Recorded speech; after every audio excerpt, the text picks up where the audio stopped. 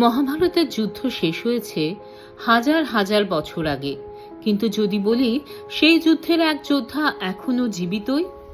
শুধু তাই নয়, ভারতের এক প্রাচীন মন্দিরে নাকি আজও তিনি পূজা করতে আসেন। কে তিনি? কেন তাকে মৃত্যুর থেকেও ভয়ঙ্কর অভিশাপ দেওয়া হয়েছিল? এমনই এক রহস্যময় চরিত্র হলেন অশ্বত্থামা, মহাভারতের অন্যতম বিতর্কিত চরিত্র, ভয়ঙ্কর যোদ্ধাদের একজন। কিন্তু কে ছিলেন এই অশ্বত্থামা? কেন তাকে অমর হতে হয়েছিল? আর কেন আজও ভারতের বিভিন্ন প্রান্তে তাকে দেখা যায় বলে বিশ্বাস? চলুন জেনে নেওয়া যাক সেই চমকে দেওয়া রহস্য। অশ্বত্থামা ছিলেন গুরু দ্রোণাচার্যের একমাত্র পুত্র। জন্মের সময়ই তার কপালে ছিল এক অলৌকিক মণি। এই মণির শক্তিতে তিনি রোগ, ক্ষুধা, তৃষ্ণা, শত্রুর আক্রমণ থেকে সুরক্ষিত থাকতেন। ধনুর্বিদ্যা এবং যুদ্ধ কৌশলে তিনি ছিলেন অসাধারণ। অনেকের মতে মহাভারতের সবচেয়ে শক্তিশালী যোদ্ধাদের একজন ছিলেন অশ্বত্থামা। কুরুক্ষেত্রের যুদ্ধে তিনি কৌরবদের পক্ষ নিয়ে যুদ্ধ করেছিলেন, কিন্তু যুদ্ধের শেষ দিকে তিনি ঘটান এক ভয়াবহ ঘটনা। পাণ্ডবদের সঙ্গে যুদ্ধে তার পিতা পাণ্ডব কৌরবদের অস্ত্রগুরু দ্রোণাচার্য নিহত হন। পিতার মৃত্যুর শোকে এবং প্রতিশোধের আগুনে জ্বলতে থাকেন তিনি। এরপর এক রাতে তিনি এমন একটি কাজ করেন যা তাকে ইতিহাসের সবচেয়ে অভিশপ্ত মানুষে পরিণত করে। যুদ্ধ কার্যত শেষ হয়ে গিয়েছিল। রাতে পাণ্ডব শিবিরে সবাই তখন ঘুমিয়ে। সেই সময় অশ্বত্থামা গোপনে শিবিরে প্রবেশ করেন, কিন্তু তিনি পাণ্ডবদের হত্যা করতে পারেননি।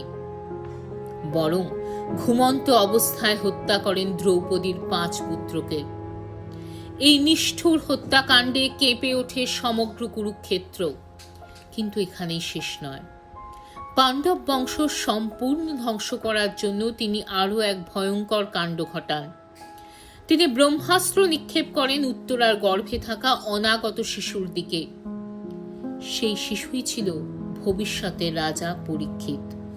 কথিত আছে তখন স্বয়ং শ্রীকৃষ্ণ তাকে রক্ষা করেন। তারপর অশ্বত্থামার অপরাধে ক্রুদ্ধ হয়ে শ্রীকৃষ্ণ তাকে ভয়ঙ্কর অভিশাপ দেন। তার কপালে অলৌকিক মণি কেড়ে নেওয়া হয় আর বলা হয় তিনি অমর হবেন। না, তার অমরত্ব কোনো আশীর্বাদ নয়, বরং ভয়ঙ্কর অভিশাপ। যুগের পর যুগ, সহস্রাব্দের পর সহস্রাব্দ পৃথিবীতে ঘুরে বেড়াতে হবে তাকে। তার শরীর থেকে ঝরবে পুঁজ রক্ত অনবরত। কোনো মানুষ তাকে গ্রহণ করবে না, কোনো আশ্রয় বা শান্তি তিনি কখনোই পাবেন না। কিন্তু রহস্য এখানেই শেষ নয়। এখনো ভারতের মধ্যপ্রদেশের অসীগড় দুর্গকে ঘিরে রয়েছে এক অদ্ভুত লোকবিশ্বাস, যা সেই অশ্বত্থামাকে ঘিরেই। স্থানীয়দের দাবি, ভোরের আগে দুর্গের প্রাচীন শিব মন্দিরে কেউ একজন এসে রোজ পুজো করে যায়। শিবলিঙ্গের সামনে পাওয়া যায় তাজা ফুল এবং পুজোর চিহ্ন। কিন্তু কে আসে সেখানে? অনেকেই বিশ্বাস করেন সেই ব্যক্তি আর কেউ নন, অশ্বত্থামা। আবার কেউ বলেন তাকে নাকি হিমালয়ের দুর্গম অঞ্চলেও দেখা গিয়েছে।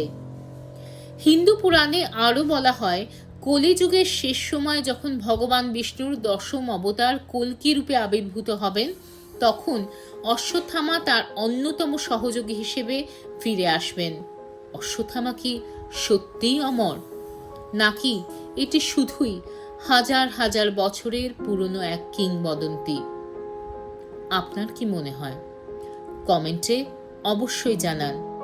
আর এই ধরনের আরো গল্প শুনতে আমাদের লাইক এবং সাবস্ক্রাইব করতে ভুলবেন না।